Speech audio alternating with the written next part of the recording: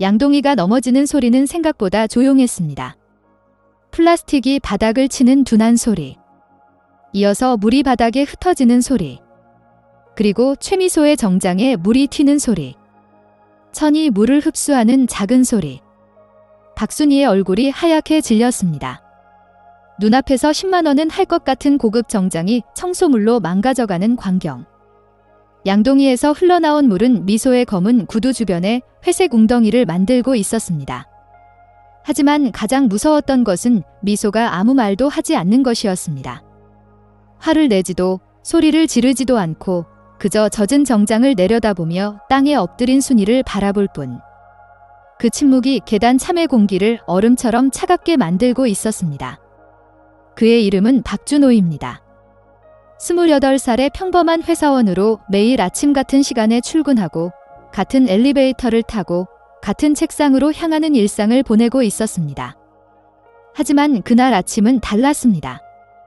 3층 계단 참에서 익숙한 목소리가 들려온 것입니다. 그것은 그의 어머니 박순희의 간절한 사과 소리였습니다. 정말 죄송합니다. 곧바로 세탁비를 지불하겠습니다. 준호가 달려가자 그곳에는 믿을 수 없는 광경이 펼쳐져 있었습니다. 청소원으로 일하는 어머니가 바닥에 무릎을 꿇고 머리를 숙이고 있습니다. 그 앞에 서 있는 것은 최미소였습니다. 서울종합건설 사장의 딸로 알려진 그녀는 평소 온화하고 배려심 많은 사람으로 회사에서 유명했습니다. 하지만 지금 그녀가 내뿜는 분위기는 얼음처럼 차갑고 무겁습니다. 미소의 연한 회색 정장에는 양동이 물이 크게 번져 있었습니다. 고급 브랜드의 그것은 분명히 망가져 버렸습니다. 하지만 그녀는 한마디도 하지 않습니다. 소리를 지르지도 꾸짖지도 않습니다. 그저 조용히 순이를 내려다볼 뿐입니다. 그 침묵이 화성보다도 무섭게 느껴졌습니다. 주변의 공기가 얼어붙은 듯 무겁고 숨을 쉬는 것조차 어려울 정도입니다. 어머니. 준호가 서둘러 어머니 옆에 무릎을 꿇었습니다. 그리고 깊숙이 고개를 숙입니다. 정말 죄송합니다. 어머니가 실례를 범했습니다. 세탁비는 제가 책임지고 지불하겠습니다. 순이가 고개를 들어 아들을 바라보았습니다. 그 눈에는 미안함과 아들마저 연루시켜버린 후회가 번져 있습니다. 준호야, 너는 관계없잖아. 이건 내 실수야. 어머님은 새벽부터 회사를 위해 일해주고 계십니다. 그런 어머니가 일으킨 사고라면 아들로서 당연히 책임을 져야 합니다. 준호는 그렇게 말하며 용기를 내어 고개를 들었습니다. 미소와 눈이 마주칩니다. 그 순간 그녀의 시선이 그의 얼굴 왼쪽 큰 화상 흔터에 고정되었습니다. 미소의 눈이 준호의 화상 흔터를 포착한 순간 그녀의 표정에 미묘한 변화가 나타났습니다.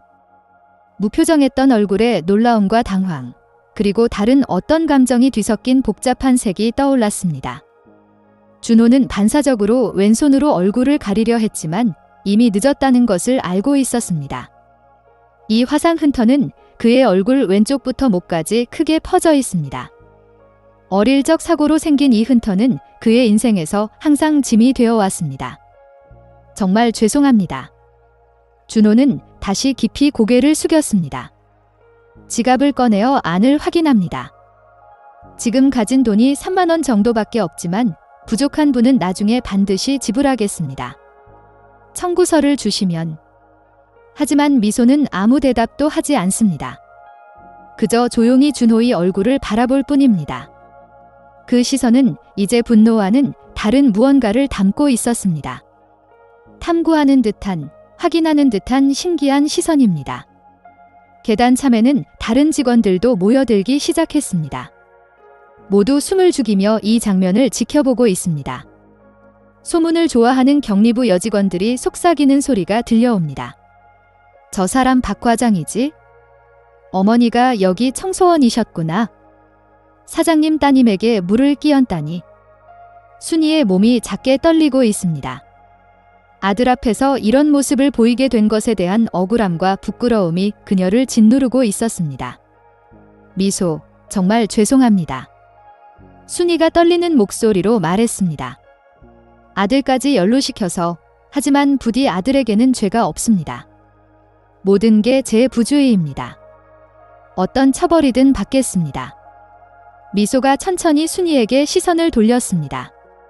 그리고 준호에게 다시 한번 눈을 돌립니다. 특히 그 화상 흔터를. 긴 침묵 후 미소가 작게 숨을 내쉬었습니다. 그리고 아무 말 없이 뒤돌아서서 엘리베이터로 걸어갑니다. 젖은 정장이 걸을 때마다 불편한 소리를 내고 있었습니다. 잠깐만요. 준호가 목소리를 높였지만 미소는 돌아보지 않습니다. 엘리베이터 문이 닫히기 직전 그녀가 한 번 더 이쪽을 보는 것 같았습니다. 그 시선은 왠지 조금 부드러워 보였습니다. 그 사건으로부터 며칠이 지났지만 회사 안의 분위기는 확연히 바뀌어 있었습니다. 준호가 복도를 걸으면 동료들이 재빨리 시선을 돌립니다. 휴게실에 들어가면 이야기하던 여직원들이 갑자기 조용해집니다. 마치 전염병 환자를 대하는 듯한 대우였습니다. 박 과장, 그 일 괜찮았어? 같은 기수 김대리가 걱정스러운 표정으로 말을 걸어왔습니다. 하지만 그 목소리도 작고 주변을 의식하는 것이 분명합니다. 아직 아무 말도 들은 게 없어. 세탁비 청구서도 안 왔고. 준호가 답하자 김대리는 목소리를 낮췄습니다. 그게 오히려 더 무섭지 않아? 서서울건설가는 이 회사 창립 가문이야. 사장님 따님을 화나게 했다는 건? 그때 복도 저편에서 미소가 걸어오는 것이 보였습니다. 김대리는 서둘러 그럼 나중에라고 말을 남기고 자리를 떴습니다. 미소가 천천히 준호에게 다가왔습니다. 그리고 스쳐 지나가는 순간 다시 그의 얼굴을 바라봅니다. 특히 화상 흔터를. 그 시선은 분노와도 다른 무언가, 확인하는 듯한 탐구하는 듯한 복잡한 것이었습니다. 준호는 무의식 중에 고개를 숙여버렸습니다. 이 화상 흔터 때문에 항상 주목을 받게 되고 숨기고 싶어도 숨길 수 없습니다. 그리고 지금은 그 눈에 띄는 얼굴 때문에 어머니의 실수까지 크게 화제가 되고 있는 것입니다. 점심시간, 직원 식당에서도 준호 주변에는 아무도 앉지 않습니다. 혼자 조용히 식사를 하고 있는데 청소원 휴게실에서 어머니가 나오는 것이 보였습니다. 순이도 다른 청소원들로부터 거리를 두고 있는 것 같았습니다. 어머니가 다가와서 작은 목소리로 말을 꺼냅니다. 미안해. 내 때문에 너까지 힘든 일을 당하게 해서. 어머니 잘못이 아니에요. 준호는 부드럽게 대답했지만 순이의 표정은 밝아지지 않습니다. 내 얼굴도 주목받게 되고 내가 그런 실수만 안 했어도. 순이의 눈에 눈물이 맺혔습니다. 준호는 가슴이 조여오는 느낌이었습니다. 이 얼굴 때문은 이미 익숙하니까 신경 쓰지 마세요. 하지만 그것은 거짓말이었습니다. 화상 흔터에 대한 시선은 아무리 시간이 지나도 익숙해지지 않습니다. 어릴 때부터 이 흔터 때문에 얼마나 힘든 일들을 겪어왔는지, 그리고 지금은 어머니까지 연루시켜버린 것이 무엇보다 괴로웠던 것입니다. 오후에 상사인 이 부장에게 불려갔습니다. 박 과장도 많이 힘들겠다. 어머니 걱정도 되고. 이 부장의 말은 친절했지만 그 뒤에는 걱정이 배어 있습니다. 솔직히 말하면 위에서는 아무 말이 없어. 하지만 그게 오히려 불길하다고. 서 사장님은 온화한 분이지만 따님 일이 되면? 준호는 조용히 고개를 끄덕였습니다. 확실히 이 침묵이 가장 무서운 것입니다. 그 후로도 미소는 매일같이 준호를 바라보았습니다. 엘리베이터에서 함께 있으면 조용히 얼굴을 응시합니다. 회의실 앞에서 스쳐 지나가면 멈춰 서서 바라봅니다. 그럴 때마다 준호는 화상 흔터를 숨기고 싶은 충동에 사로잡혔습니다. 왜 그렇게 계속 바라보는 걸까요? 준호는 혼잣말을 되풀이하지만 답을 찾을 수 없습니다. 다만 그 시선 속에 분노가 아닌 다른 무언가가 있다는 것만은 확실했습니다. 사건으로부터 2주가 지난 월요일 아침, 준호의 사무실 전화가 울렸습니다. 박 과장님, 사장실로 오시기 바랍니다. 어머님도 함께 오세요. 비서의 목소리는 사무적이었지만 그 말의 무게에 준호는 숨이 막혔습니다. 마침내 처벌이 내려지는 것입니다. 청소원 휴게실로 향하자 순이는 이미 각오를 다진 표정으로 기다리고 있었습니다. 준호야, 나 혼자 갈게. 너는 관계없잖아. 어머니, 함께 가요. 무슨 일이 있어도 우리는 모자지간이니까. 두 사람은 무거운 발걸음으로 사장실로 향했습니다. 복도에서 기다리는 동안 순이가 작게 중얼거립니다. 내 때문에 내 얼굴까지 주목받게 해서 정말 미안하다. 준호는 어머니의 손을 부드럽게 잡았습니다. 이 얼굴은 예전부터 제 짐이었지만 어머니 잘못이 아니에요. 사고였으니까요. 노크를 하자 들어오라는 목소리가 들렸습니다. 문을 열자 그곳에는 서강민 사장과 그 옆에 서 있는 미소가 있었습니다. 미소의 손에는 작은 포장지가 들려 있습니다. 앉으세요. 사장의 목소리는 온화했지만 준호와 어머니는 깊숙이 고개를 숙였습니다. 이번에는 정말 죄송했습니다. 두 사람의 사과에 사장이 손을 들어 제지했습니다. 먼저 딸이 할 말이 있다고 합니다. 미소가 한 걸음 앞으로 나왔습니다. 그리고 들고 있던 포장지를 천천히 펼칩니다. 안에서 나온 것은 색이 바랜 작은 손수건과 오래된 반창고였습니다. 박 과장님. 미소가 준호를 바라보며 말했습니다. 혹시 8년 전 5월쯤 서울대학교 병원 근처 공원에 있지 않으셨나요? 준호는 갑작스러운 질문에 당황했습니다. 8년 전 5월. 그때는 확실히 어머니가 입원해 있던 시기입니다. 어머니가 입원해 계실 때라 병원에는 다녔지만 미소가 떨리는 손으로 손수건을 펼쳤습니다. 거기에는 희미한 글씨로 JH라는 이니셜이 수놓아져 있습니다. 비 오는 날이었어요. 저는 어머니 병문안을 마치고 돌아가는 길에 길을 잃고 공원에서 넘어졌거든요. 무릎을 다치고 어머니가 만들어주신 소중한 인형도 진흙투성이가 되어서 준호의 기억이 되살아나기 시작했습니다. 비 오는 날 공원에서 울고 있던 소녀. 무릎에서 피를 흘리며 진흙투성이 인형을 안고 울고 있던 여자아이. 저 그때 울고 있는데 친절한 오빠가 우산을 씌워주었어요. 그리고 무릎 상처도 치료해주시고. 미소의 눈에 눈물이 맺혔습니다. 오빠는 자신의 손수건으로 제 인형을 싸주었어요. 소중한 건 이렇게 지키는 거야 하면서. 준호는 숨을 들이켰습니다. 확실히 기억납니다. 그날 어머니 병문안을 마치고 만난 소녀.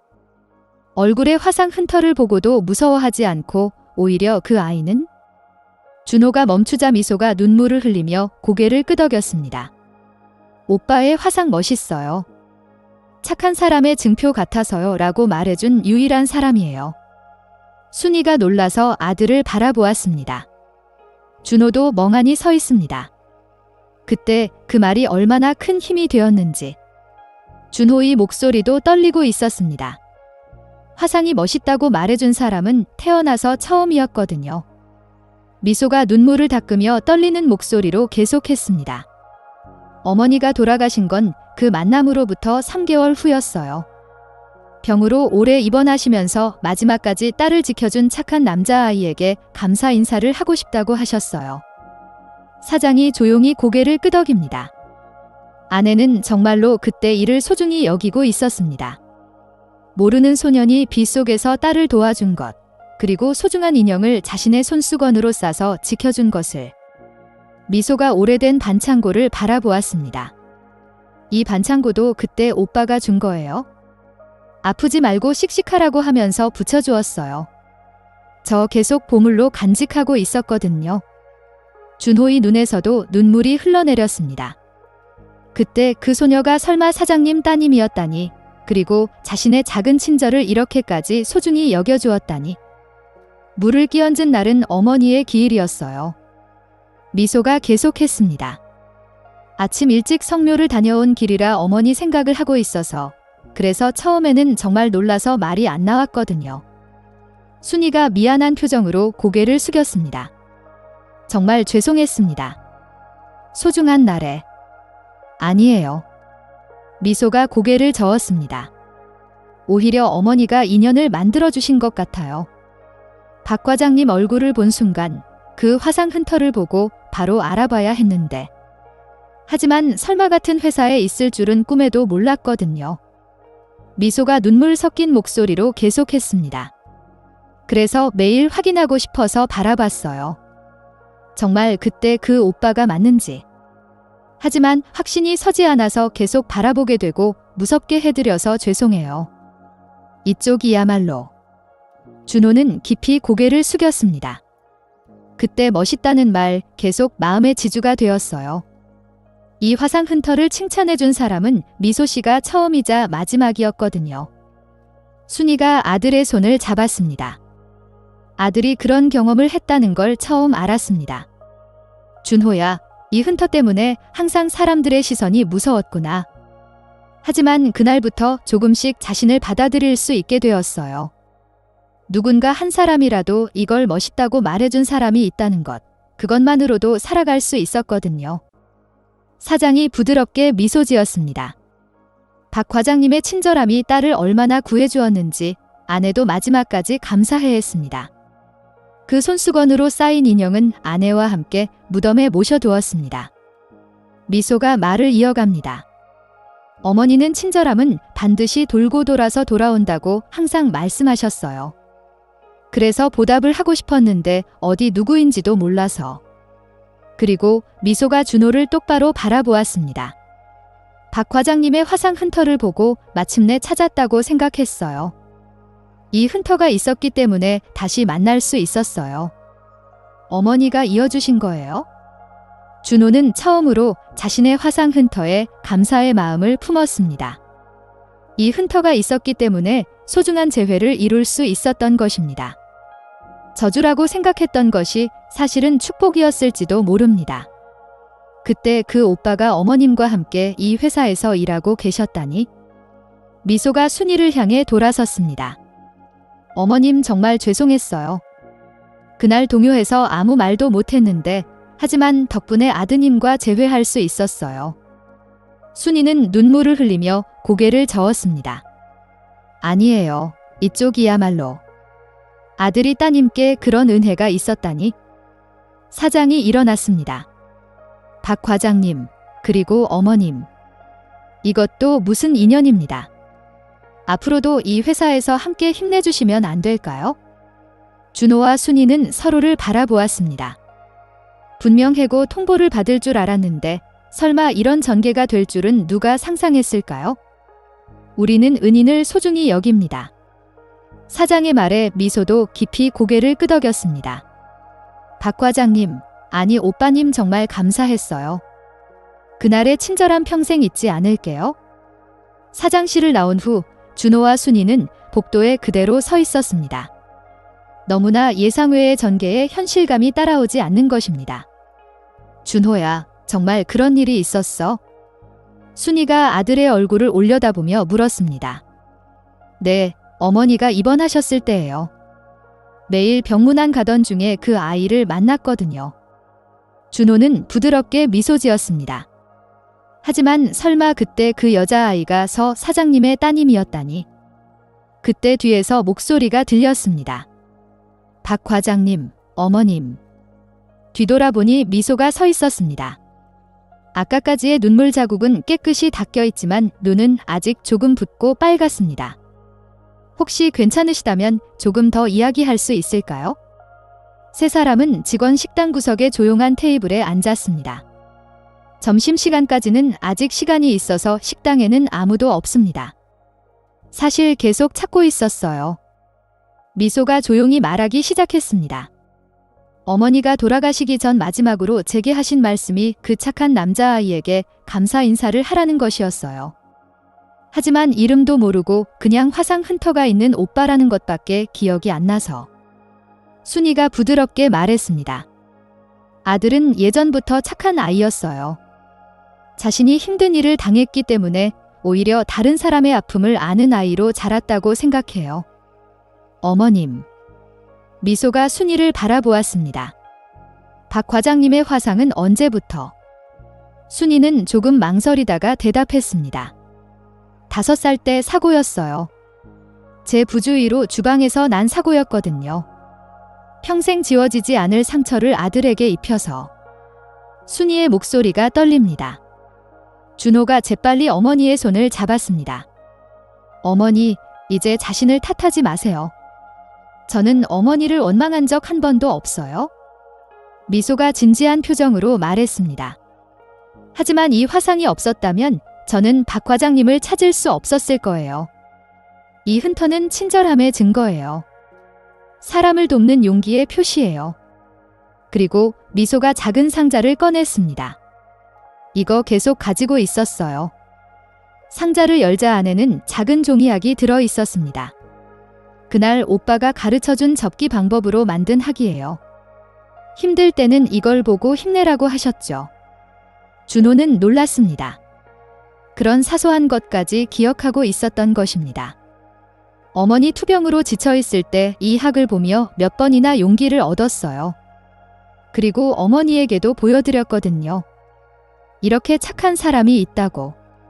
미소가 계속했습니다. 그때부터 저 결심했어요. 어른이 되면 어려운 사람을 도울 수 있는 사람이 되자고. 그때 그 오빠처럼. 순이가 눈물을 닦으며 말했습니다. 그런 소중한 추억 속에 아들이 있었다니.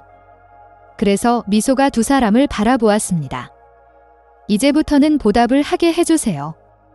어머님께도 박 과장님께도. 준호는 고개를 저었습니다. 보답 같은 건 필요 없어요. 그때 한 일은 당연한 일을 한 것뿐이에요. 하지만 그 당연한 일을 할 수 있는 사람이 얼마나 적은지. 미소의 말에는 무게가 있었습니다.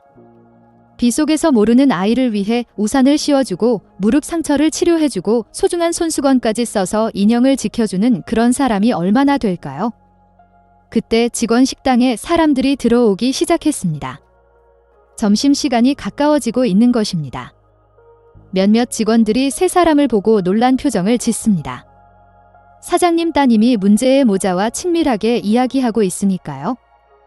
여러분들께 오해를 받고 있는 것 같네요. 미소가 일어났습니다. 이제부터 오해를 풀어드릴게요. 박 과장님과 어머님은 저희 가족의 은인이세요. 그리고 모여든 직원들을 향해 미소가 분명히 말했습니다. 박 과장님은 저의 생명의 은인이에요. 8년 전 저를 도와주신 분이에요. 그리고 어머님이 일으키신 일은 이미 해결되었어요. 오히려 멋진 재회의 계기를 만들어주셨어요. 직원들이 웅성거리기 시작했습니다. 설마 그런 사정이 있었다니 아무도 상상하지 못했던 것입니다. 준호는 부끄러운 듯 고개를 숙였지만 미소가 그의 어깨에 손을 올렸습니다. 박 과장님, 고개를 드세요. 그 화상은 자랑스러운 훈장이에요. 친절함과 용기의 증명이에요. 순이도 아들의 등을 살짝 밀어주었습니다. 준호야, 미소 씨 말이 맞아. 이제 숨지 않아도 돼. 준호가 고개를 들었습니다. 그리고 처음으로 당당하게 모든 사람 앞에 섰습니다. 화상을 숨기지 않고 곧바로 앞을 향해서. 그 모습을 보며 미소는 마음속으로 어머니에게 말했습니다. 어머니, 마침내 찾았어요. 그때 그 착한 오빠를. 그리고 이제부터는 제대로 보답해드릴 거예요. 그로부터 한 달 후 회사 안의 분위기는 크게 바뀌어 있었습니다. 아침 출근 시간, 입구에 서 있는 순이의 밝은 목소리가 울려 퍼집니다. 안녕하세요. 오늘도 하루 힘내세요. 청소원에서 접수 업무까지 맡게 된 순이는 그 따뜻한 인품으로 단숨에 회사의 얼굴이 되었습니다. 방문객들로부터는 그 멋진 미소의 접수원을 만나는 게 즐겁다는 말이 나오고 거래처에서의 평판도 최고입니다. 순이 씨, 오늘도 예쁘시네요. 단골 고객이 말을 걸자 순이는 예전과 변함없는 겸손한 미소로 답합니다. 아, 감사해요. 하지만 너무 칭찬해 주시는 거 아닌가요? 하지만 그 표정에는 예전에는 없던 자신감이 깃들어 있었습니다. 자신의 일에 긍지를 가지고 당당히 사람들 앞에 설 수 있게 된 것입니다. 어느 날 점심시간, 직원 식당에서 순이와 미소, 그리고 준호가 함께 점심을 먹고 있었습니다. 이것은 주에 한 번씩 하는 약속이 되어 있었습니다. 순이 씨가 만드시는 도시락 정말 맛있어요. 미소가 수제 도시락을 나눠 먹으며 말합니다. 아들 해주는 김에 하는 거니까 미소 씨도 사양하지 마세요. 이제 그만 존댓말 그만하라고 했잖아요. 미소가 볼을 부풀리자 순이는 부드럽게 웃었습니다. 미안해요. 하지만 은인이라니, 그때는 그냥 어려움에 처한 아이를 도운 것뿐인데, 그런 일을 할 수 있는 사람이 얼마나 귀한지 순이 씨라면 아실 거예요. 미소의 말에 순이는 아들을 바라보았습니다. 준호는 부끄러운 듯 웃고 있습니다. 이 아이는 제가 가르친 게 아닌데도 자연스럽게 남에게 친절할 수 있는 아이로 자랐어요. 화상 흉터 때문에 힘든 일을 많이 겪었는데도 결코 마음을 닫지 않았어요. 순이의 눈에 눈물이 맺혔습니다. 저 계속 자신을 탓하고 있었어요. 이 아이에게 지워지지 않을 상처를 입혔다고. 하지만 그 상처가 있었기 때문에 미소 씨와 재회할 수 있었고, 그리고 지금 아들이 긍지를 가지고 살아가는 모습을 볼 수 있어요. 이보다 더한 행복은 없어요? 그때 사장이 식당에 들어왔습니다. 순이를 발견하자 부드럽게 다가옵니다. 박 씨, 접수에서의 평판 들었어요. 고객들로부터 그 접수원의 미소 덕분에 상담이 순조롭게 진행되었다고 칭찬을 받았어요. 순이가 겸손하게 고개를 숙였지만 기쁜 표정을 감추지 못합니다. 과분한 말씀이에요. 하지만 사람들과 만나는 일이 정말 즐거워요. 다음 달부터 정규직으로 접수주임을 맡아주셨으면 하는데 어떠세요? 준호와 미소가 놀라서 서로를 바라보았습니다. 순이도 눈을 동그랗게 뜹니다. 네, 하지만 저는 학력도 없고, 학력보다 중요한 것은 사람됨이에요. 게다가 아드님을 훌륭하게 기르신 수아는 어떤 자격증보다도 가치가 있어요. 사장의 말에 순이는 눈물을 흘렸습니다. 청소원으로 일한 지 10년, 설마 이런 날이 올 줄은 꿈에도 몰랐던 것입니다. 감사합니다. 최선을 다해 열심히 하겠어요. 준호가 어머니의 손을 잡았습니다. 어머니, 정말 잘 됐어요. 준호야, 다 내 덕분이야. 내가 8년 전에 보인 친절함이 돌고 돌아서 우리에게 돌아온 거야? 미소도 미소 지으며 말했습니다. 순이 씨는 이제 가족 같은 존재예요. 앞으로도 계속 함께 해주세요. 저녁, 퇴근을 마친 순이와 준호가 나란히 걸어가고 있었습니다. 석양이 두 사람을 부드럽게 비춰주고 있습니다. 준호야, 내 화상 이제 더 이상 숨기지 않게 되었구나. 네, 이것은 제 일부니까요. 그리고 소중한 사람과 만나기 위한 표시였다는 걸 지금은 그렇게 생각할 수 있어요. 순이는 아들의 얼굴을 올려다보며 그 화상 흔터를 살짝 어루만졌습니다. 미안해가 아니라 고마워라고 말하게 해줘. 이 흔터가 있었기 때문에 우리가 지금 이렇게 행복한 거니까. 모자는 석양 속을 집으로 향해 걸어갔습니다. 이제 더 이상 숨길 것도 없고 당당하게 긍지를 가지고 앞을 바라보며 살아갈 수 있는 것입니다. 화상 흔터는 더 이상 저주가 아니라 축복이었고 그 작은 친절이 결국 큰 행복으로 돌아왔습니다. 어떤 어려움도 사랑과 친절로 극복할 수 있다는 것을, 진정한 아름다움은 겉모습이 아니라 마음에서 나온다는 것을 보여주는 감동적인 이야기였습니다.